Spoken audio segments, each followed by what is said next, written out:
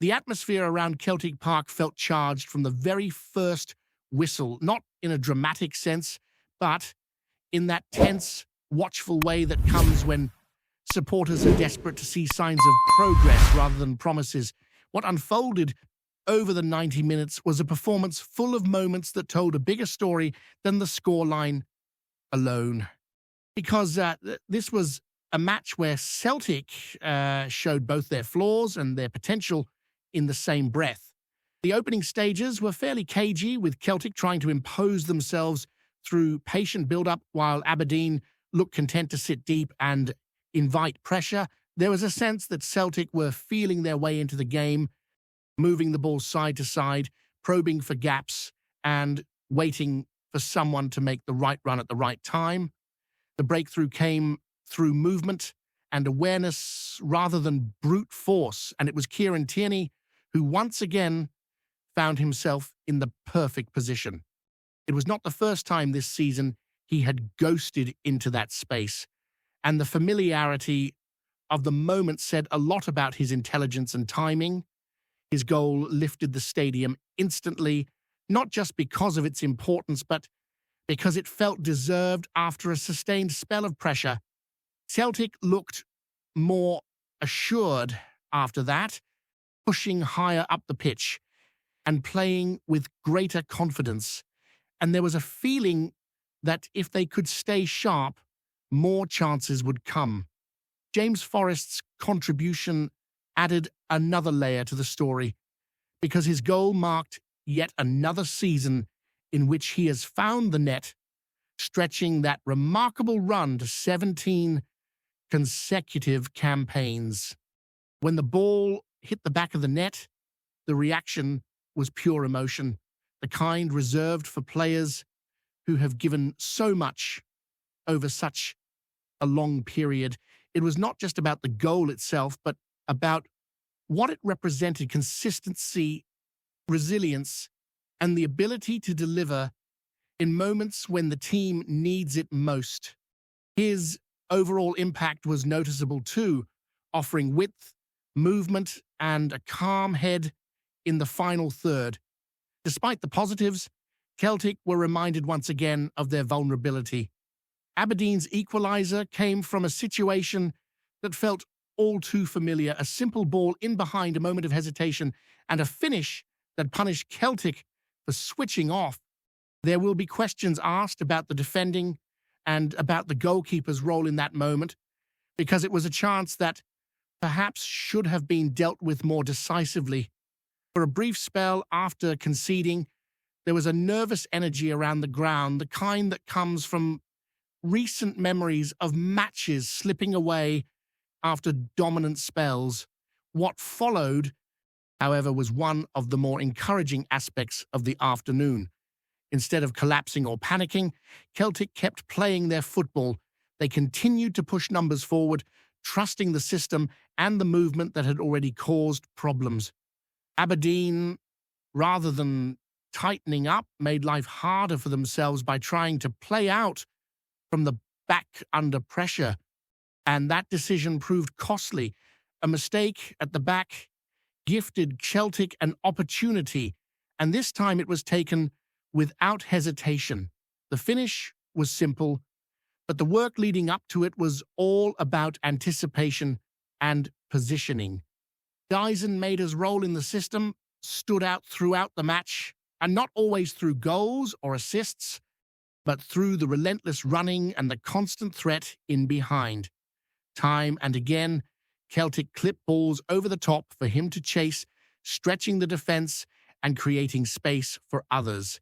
It is clear that he is viewed as a crucial piece of this tactical setup, and his fitness could be decisive in the weeks ahead. Without his pace and work rate, Celtic would look far less dynamic, particularly against teams who defend deep and look to counter. As the match wore on, Celtic's dominance became more obvious, even if the scoreline did not fully reflect it. Chances came and went, some through excellent build-up play, others through set pieces and crosses that just needed a final touch. The frustration of hitting the woodwork multiple times summed up the afternoon in many ways because the opportunities were there in abundance. On another day with sharper finishing, the contest could have been settled far earlier. Defensively, there were still moments of concern, particularly when possession was lost cheaply in midfield and Aberdeen were able to break into open space. Those transitions remain an issue with the central areas, sometimes looking too soft when the ball is turned over. It puts pressure on the back line and exposes a lack of recovery pace, something that opposing teams will continue to target. Even so, Celtic managed those moments better as the game went on, showing a willingness to track back and cover for one another. The winning goal carried a sense of symbolism that did not go unnoticed. A homegrown player delivering a quality cross, another homegrown figure attacking the space and finishing with conviction, and a veteran academy graduate sealing the result later on. It felt like a reminder of the club's identity, of the importance of players who understand what it means to wear the shirt. When the third goal went in, the relief was visible, not just in the stands, but on the pitch, with players celebrating as if a weight had been lifted. Wilfried Nancy's reaction told its own story. There was no wild celebration, more a release of tension, as if this result allowed him a moment to breathe. It was his first real taste of joy in the role, and perhaps a sign that the message is starting to land with the squad. This was not a perfect performance, far from it, but it was a step forward, a match where Celtic found a way to win despite setbacks and missed chances, and where the belief never completely drained away. As the dust settled after the goals, the wider picture of the performance became clearer, and it was impossible to ignore how much of the game Celtic controlled in terms of territory and chance creation. The midfield, which has come in for heavy criticism recently, looked far more coherent, moving the ball with greater purpose and finding pockets of space between the lines. There were still loose passes and moments where simple decisions went wrong, but overall, there was a structure to the play that has been missing at times this season. You could see patterns beginning to form, with players understanding where their options were meant to be, even if the execution was not always perfect. Kieran Tierney's influence extended well beyond his goal. From the left side, he dictated the tempo in a way that set the tone for much of Celtic's attacking play. His crossing was varied and intelligent, sometimes drilled low, sometimes floated to the back post, and his willingness to overlap created constant dilemmas for the Aberdeen defence. He looked like a player completely at ease with responsibility, almost conducting the game from that flank. And it was no surprise that so many of Celtic's most dangerous moments came through his involvement. Austin Trusty also deserves mention for his composure at the back. While Celtic were rarely under sustained pressure, his positioning and reading of the game helped calm situations before they became serious problems. There were moments where a lack of pace elsewhere threatened to expose the defence, but Trusty's anticipation often allowed him to step in early and break up play.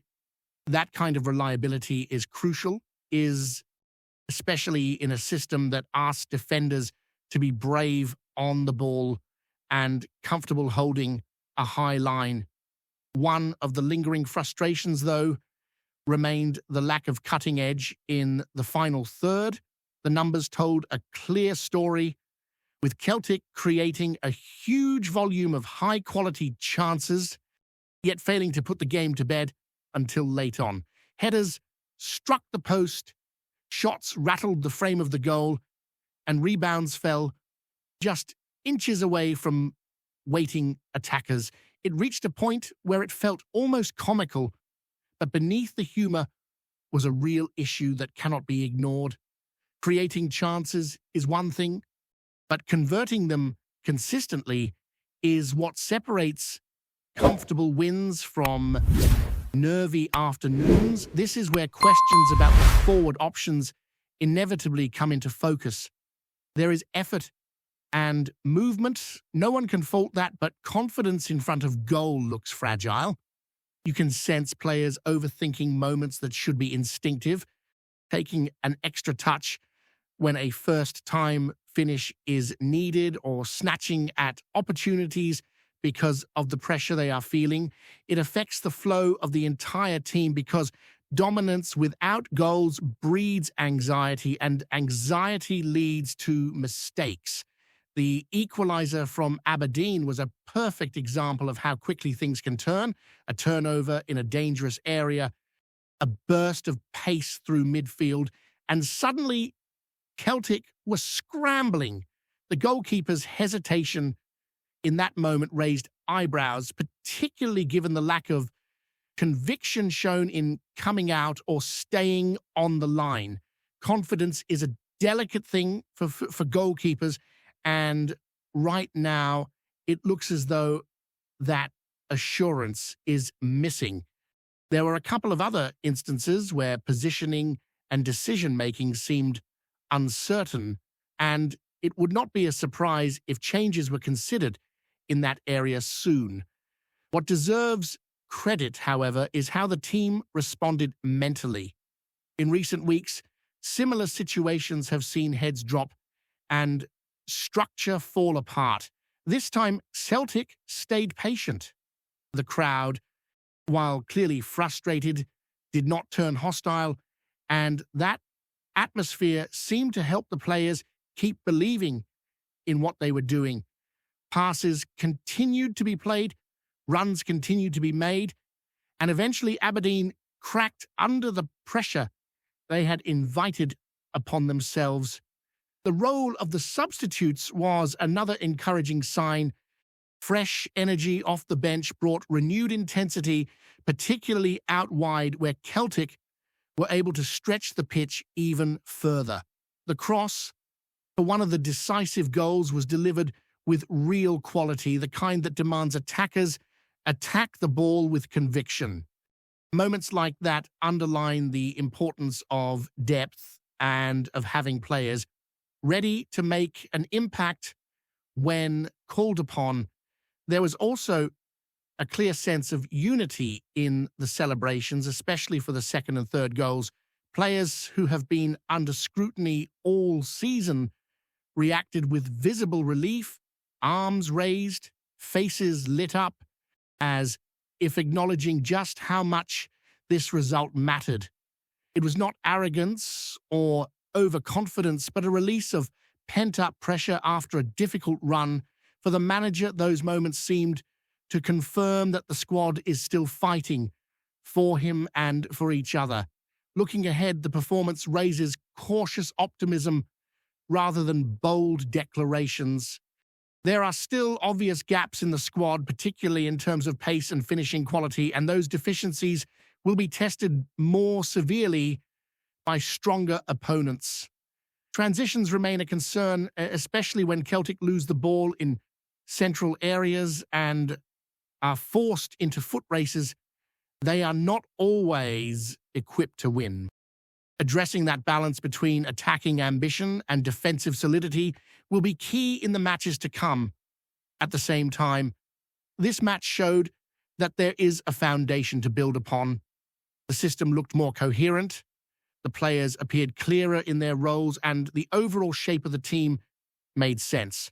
It was not a flawless display, but it was one where Celtic looked like a side with an identity rather than a group of individuals searching for answers. Sometimes progress does not come in dramatic leaps, but in small steps that restore belief and confidence both on the pitch and in the stands. From the manager's perspective, this felt like a moment to breathe, if nothing else. The pressure has been relentless, and while one result does not silence criticism, it can shift the tone. It allows time to work, to refine ideas on the training ground, and to prepare for upcoming fixtures with a bit less noise swirling around. Football rarely offers patience, but sometimes a single win can buy a little bit of space, and that may prove invaluable in the weeks ahead. The real test, of course, lies in what comes next. Performances like this only matter if they are followed up with consistency. The challenge is to take the positives, address the weaknesses honestly, and show that this was not a one-off reaction to a difficult run. There is a sense that the squad is still searching for its true identity under this system, still learning how to manage games when momentum swings, and still figuring out how to be ruthless when on top. For now, though, there is at least a feeling that the direction of travel might be shifting. Not dramatically, not definitively, but enough to suggest that the work being done is starting to show signs of life. The coming fixtures will demand even more clarity, more bravery, and more efficiency, and they will quickly reveal whether this performance was the beginning of a climb or merely a pause in the struggle, with plenty still to be decided as the season unfolds.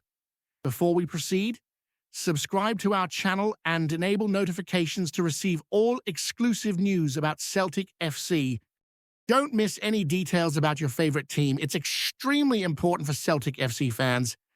Whispers are skirling round the east end of Glasgow that Scott McTOMINAY could be set for a sensational homecoming.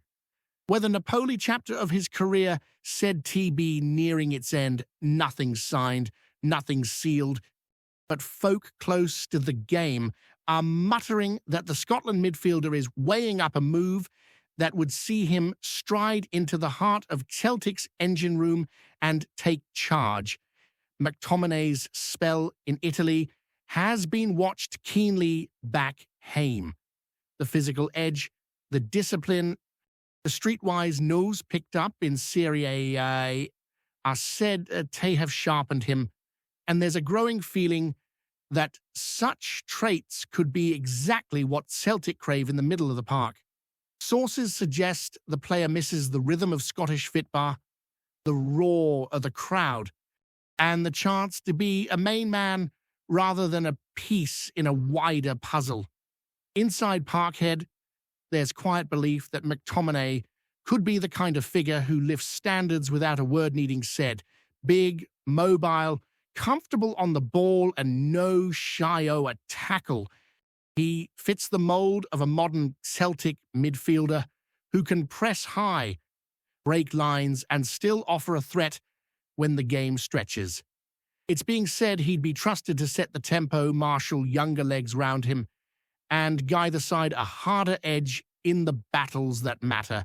For Napoli, letting go of a player his profile wouldn't be taken lightly, but there's talk that a mutual understanding might be reached if the right offer lands. For McTominay, the lure of pulling on the green and white, leading a side-wide title, ambitions, and European nights could prove too strong to ignore. For now, it remains a rumor carried on the wind, but in pubs and press boxes alike, the same question keeps coming back.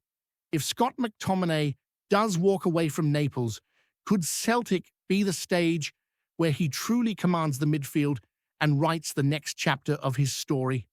Hello, fan! Don't forget to like and subscribe to the channel, as it means a lot to Celtic FC. Also, share your opinion about the news in the comments below. See you in the next video.